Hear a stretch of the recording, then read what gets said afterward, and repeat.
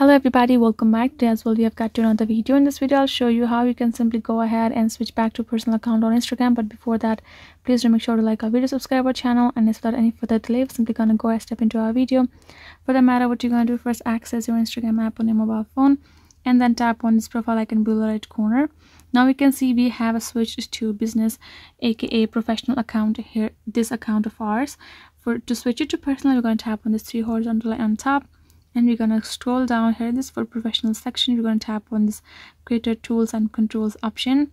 Now scroll down and tap on this option called switch account type and switch it to personal account, choose it. Now tap on switch to personal account again as a confirmation, and you can see now we have switched to personal account. We're gonna go back and we're gonna again refresh it, and you can see now we have a switch to our personal account successfully over here on our Instagram.